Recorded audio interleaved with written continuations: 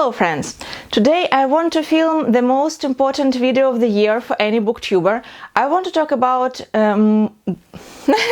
my most favorite reads of the year. I want to just say best books of the year, but I do really think that we need to differentiate an excellent book from the book that you love, because it can be two very different books. And also the good, enjoyable reading experience from the book that will stay with you for a long time, maybe for a lifetime. I want to say that this year was a pretty decent reading year for me, but I do not have any all-time new favorites. So there are no books that in a year I will tell that they are my favorites. But I still have 10-12 books to talk about that were the most enjoyable for me and that I can recommend to most of the people. First, I have two honorable mentions. So these are books that are not included in my top 10, and I just don't think that you can truly compare genre literature to general literature, but these were two mystery series that I enjoyed the most this year, and I can highly recommend this for any mystery lovers and for, lovers of general fiction, because I do think that writing in both of these series is very good, characters are very decent, and I think I enjoyed the reading experience more than the mystery experience of both of them. So I can't say that mysteries in this series are the strongest part, though it's too is interesting and enjoyable. This is Tana French and her Dublin Murder Squad mystery series. This is the first book in the Woods. I've read two books from this series so far, and I really enjoyed both of them. They are very character driven, they are not very plot heavy, but still the mystery is, interesting, and you can try to guess, which is always good for me. The only thing that I do not like in this series, there is an element of supernatural in here, and it takes a little bit from the enjoyment of the mystery so far for me, because I do not like when, there are two mysteries and one is real and another one is like, is there a ghost or not? I just do not enjoy this part. But the characters in here, the story of the characters, the psychological part of all this is very good, and I highly recommend this to all, psychological thriller lovers. And this is Louise Penny and her Chief Inspector Gamache series. I've read two of them so far, and second is far better than the first one. But again, this is very character-driven story, and the best part of it is that it takes part in a very small village near Montreal in Canada, and you have the same characters in most of the mysteries, as I think. I hope not all of them will be, murderers or will be murdered, because it's not a very big village, but still I really enjoyed the characters in here, their stories, again, psychological part of the crime, and I really like the detective figure in here. He is smart, he is gentle, he is intelligent, I like him very much. So yeah, I'm very interested to read more from this series in the future. And now I have 10, maybe 11 books to talk about, and I want to say, first of all, some of these books are better than others. I did read books during this year that were better, like quality better, but I enjoyed these 10 the most. And I do want to remember this reading year like the year I read these books. Also, I didn't include any rereads in this pile, so we will not see Jane Eyre, Pride and Prejudice in here, though these were one of the most enjoyable parts of my reading here, and I definitely need to read more classics because they bring me a lot of joy and feel of accomplishment. Also, I will mention this as my stats video and we'll talk a little bit more about this. But I want to say that this year was the year I've read almost 90% of books in English. And this is my first year in my life when I did this. I am Russian speaking person and most of my reading previous years was done in Russian. But this year I had this goal that I wanted to accomplish. I wanted to prove to myself that I can read in English and not, for lessons, but to have pleasure. And I think I proved it to myself. So yeah, I'm very proud about myself and I just want to mention it here. I do not have least favorite and most favorite from these 10. I again do not have like the most favorite book of the year, and I will tell about these books in chronological order. So I've read one in January and others in December, November, and I will tell about these books. So this was the very first book I've read this year, 2021, and it still is in my favorite pile, so I do think that's a big deal. This is Miss Pettigrew Lives for a Day by Winifred Watson. For me, it's just very fun book, very comforting book, the book that I can picture myself sitting in, near the fire when I'm feeling very low and it will cheer me up. It is funny, it is heartwarming, the characters here are very great. I can compare this to Jeeves and Wooster series by P.G. Wodehouse. In tone it is similar.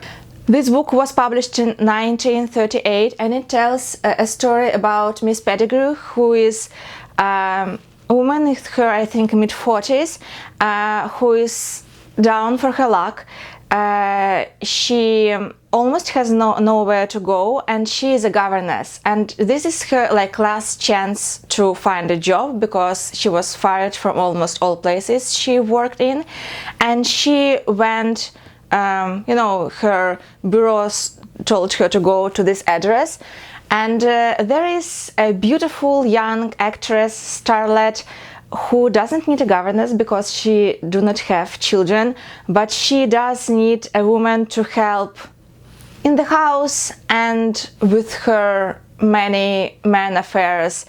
And Miss Pettigrew did this. She took this job and she helped this young woman with all her love affairs and all her friends, and yeah, it's like Jeeves and Wooster.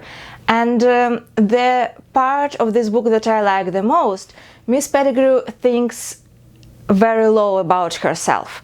And everybody in this book is telling her how wonderful she is, how great she is, how intelligent, how smart, and it's lifted her up. And if I'm very low in my believing in myself, I can pick this book and it will lift me a little bit. It's a great book, very funny, and yeah, I highly recommend this. This is my the best cozy read of the year. The next book I've read for a book club, and this is the only 5-star read for a book club this year, which make me question, do I need really book clubs in my life? But this book I liked very much. This is My Cousin Rachel by Daphne du Maurier. I do think this is more like a psychological thriller, historical fiction about a man, his, I think, cousin, who was like his father figure.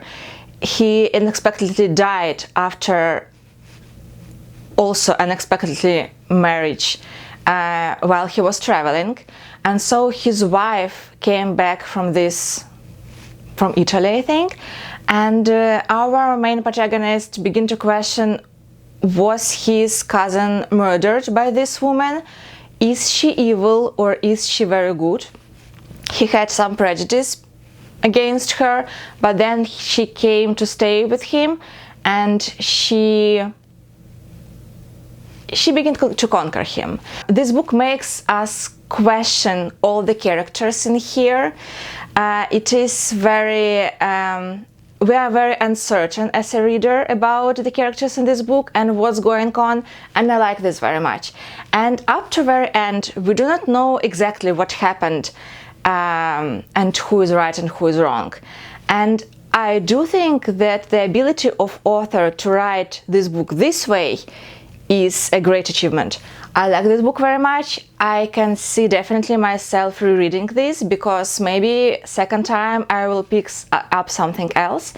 The book club discussion also was very enjoyable, and yeah, it was like good reading experience for me this year. And definitely I have Rebecca on my shelf. I need to read Rebecca as soon as possible, because I do think that Daphne du Maurier can be my next favorite writer. I don't know, we'll see. But yeah, My Cousin Rachel is in my top 10. This book I can't recommend to most of the people, but I still enjoyed it very much. This is Popular Music from Vittula by Mikael Niemi. This is like Finnish-Swedish story. It's like part of the Sweden near the Finnish border, so it's very close in tone. This is, it is a novel, but it is written like a short story collection about a young boy and his coming of age in this very poor, very small, very remote village with rather angry and abusive culture in it, but still people who, you know, love each other, but they are very tough in their character and their lifestyle. There is a little bit of magical realism here, and the thing you need to know before picking this book up, it is very graphic. Like there are a lot of scenes of graphic violence in here, and also there are a lot of things like just of not very pleasant pictures of the persons, of their conversations. Like there are not very pleasant people in here, but still I do think that this book shows something very true, very gentle and very beautiful about life. It is like this book touches some very gentle strings about our everyday life and its connection to eternity, about nature and home comfort, about animals and demons. I don't know, this book covers a lot, and this is very small, and it is like, this is something that I expected to hear from Fredrik Backman, but never had. I do think that this is like, when you read blurbs of Fredrik Backman books, I expect it to be something like that, and it happens to be too soapy and too not very deep. This book is much deeper and much better. Yeah, Mikael Niemi, Popular Music from Vittula. It's definitely not the book for everyone, but it is great. This is my favorite book from my BookTube Prize adventure this year. It didn't, I think, even get to the semi-finals, but I still loved it very much. This is Writers and Lovers by Lily King. I read both Lily King novels this year, and this was by far my favorite. This tells about a young girl who lost her mother not long ago, and she's grieving, and she's remembering and then having an affairs with few men, and also she's writing a novel while working as in a restaurant. So like, her life is a mess, but also it shows the beginning of a big writer.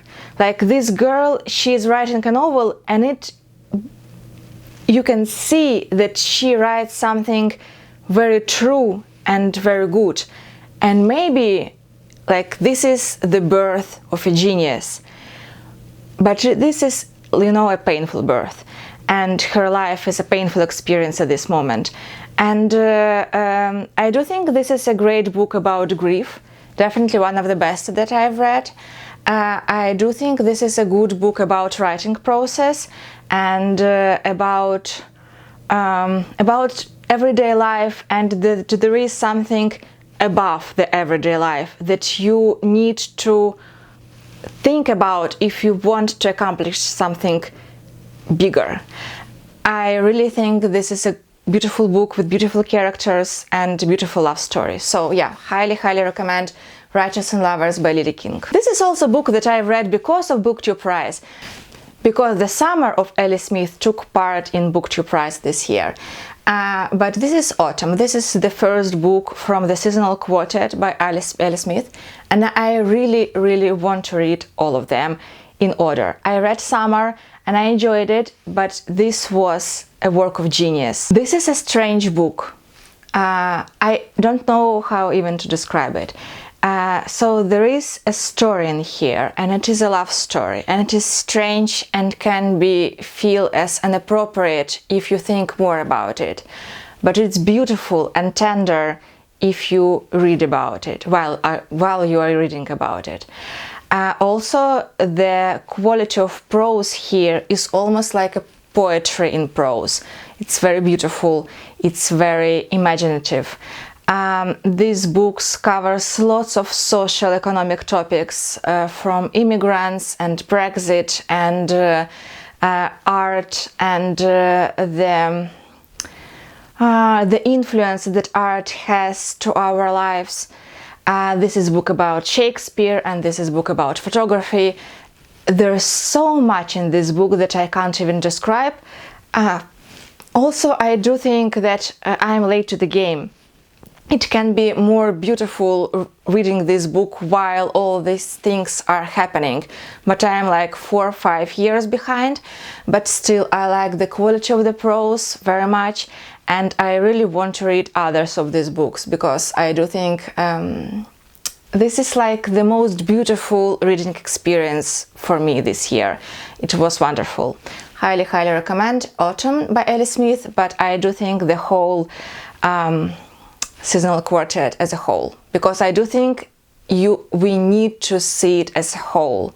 It was a big and beautiful project, and this book was just perfect. This is Clara and the Sun by Kazuo Ishiguro. This book could be my most favorite book of the year, if not the discussion in my book club, because after this book club discussion I was faced the parts of this book that I maybe tried not to see while reading it. We discussed a lot about religion in this book in our book club, and I do not think that I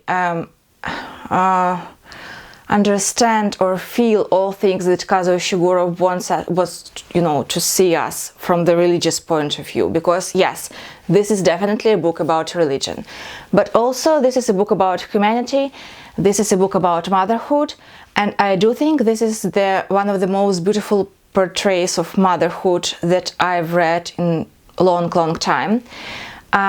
This is the book about artificial intelligence named Clara, who is standing in the shop and observing the world around her, and then she was bought by a family of mother and daughter, and she began to live in this family, and things began from here.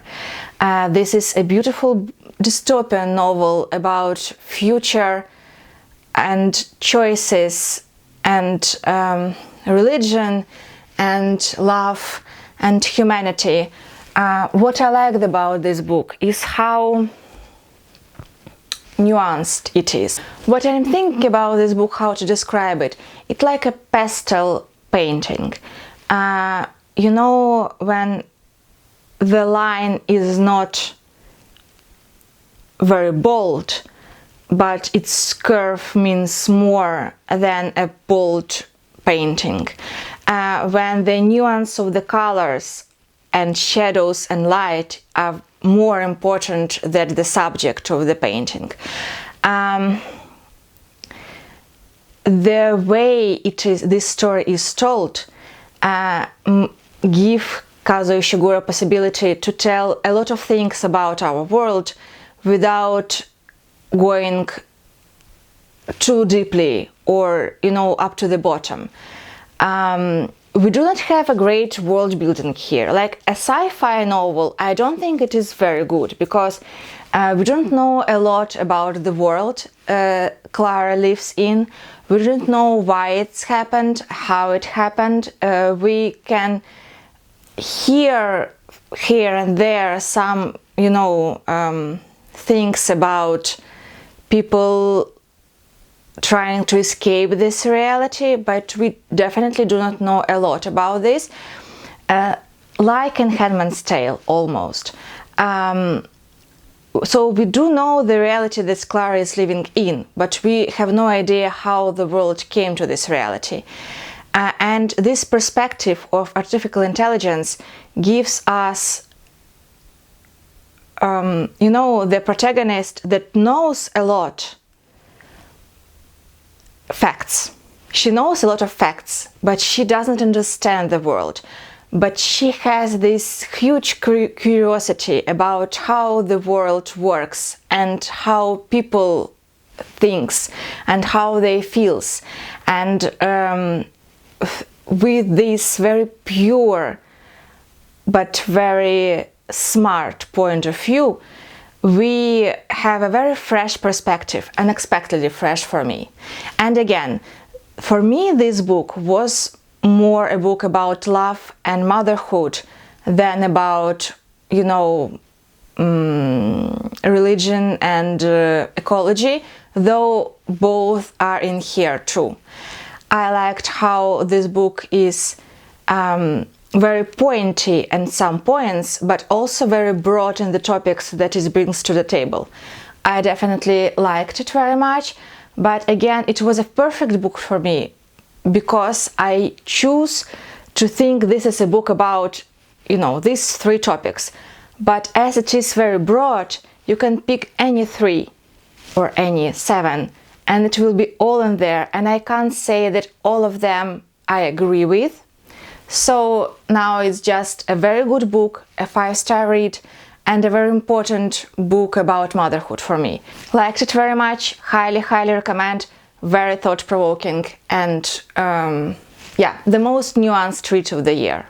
This book scared me as hell this year. When I tried to choose the books for top 10, I chose between this one and Apples Never Fall by Liane Moriarty. And Liane Moriarty book is the most enjoyable read of my year. It was the fun reading experience. I definitely want to buy it and reread at some points. I like this book very much.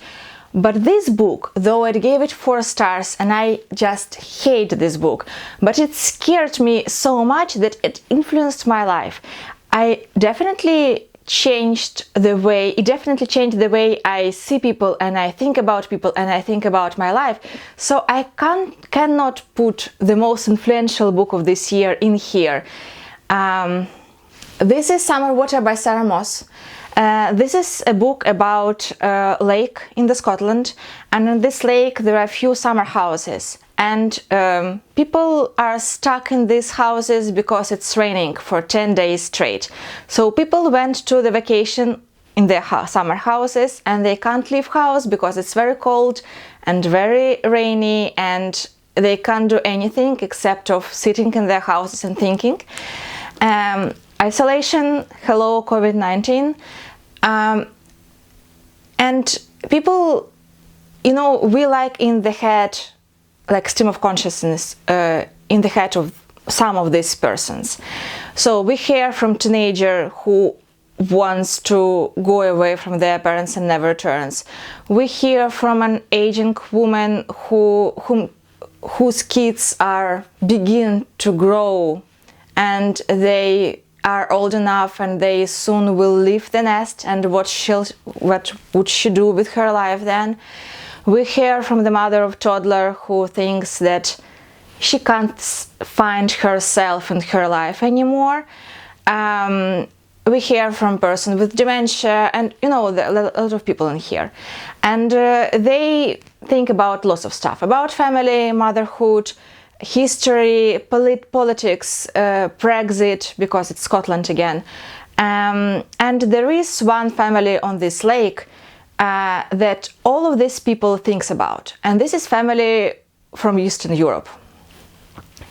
People thinks bad things. People thinks something bad about this family. Her clothes are too sexy. Her kid runs abandoned near the lake. Her daughter's clothes are too picturesque, too vivid, colors are too bright.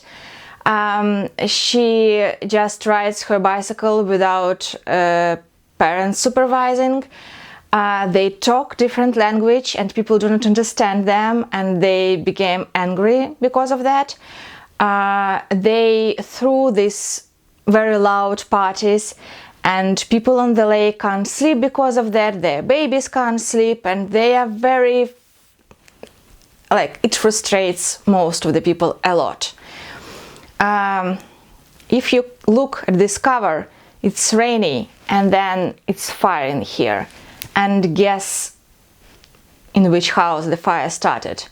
And also all people never know from which country are these Eastern Europeans. Some thinks they're Russians, some thinks they're Armenians, and other thinks they're Polish, and one girl actually talked to them, and they're Ukrainians. And well, the thing you may not know about me, I am Ukrainian immigrant in the United States. And this book was like a slap in my face. I live in Bay Area and people are very friendly here and very, very welcoming. But after this book, I began to question their thoughts about myself.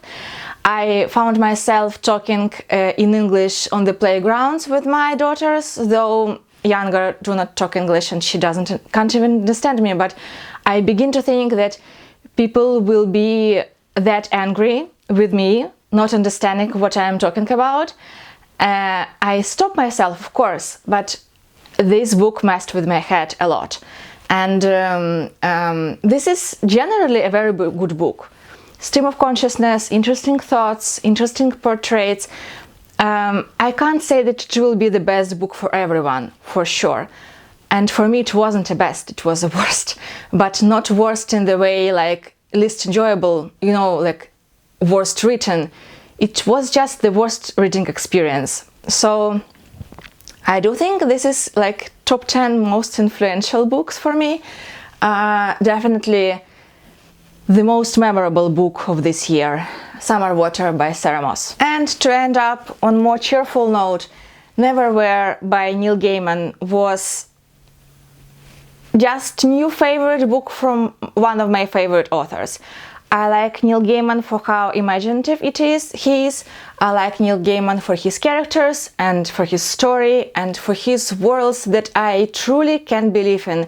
And the under London now will become a part of London for me, though it is, imagination of this author. Also, I listened to this book narrated by Neil Gaiman himself, and I highly recommend this experience. It makes it much more enjoyable, and yeah, this is the book that I recommended to my husband to read. I really think this is the most fun, interesting, though rather dark story.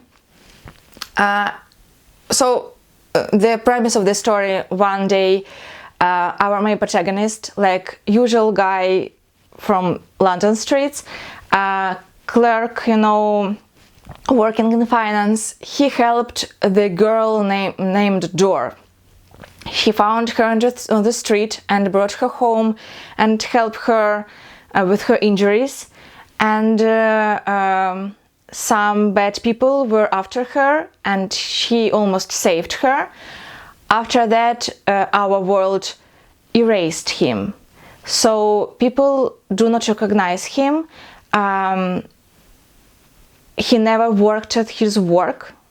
he does not have table in there, so he descended to the underworld of London to find the girl named Dor again, and maybe to fix his life. And his adventure began from there. I really liked Neil Gaiman writing, and this was the most fun book I've read this year, and it definitely I need to remember to read more fantasy, but about that I will tell you in another video. So I do think that it was wonderful reading here, a lot of great books, though nothing too good to become a new favorite. But still, I can recommend those books to everyone, and I hope we will have the best reading year in 2022. So stay tuned, please push like, subscribe, and see you in another video. Bye!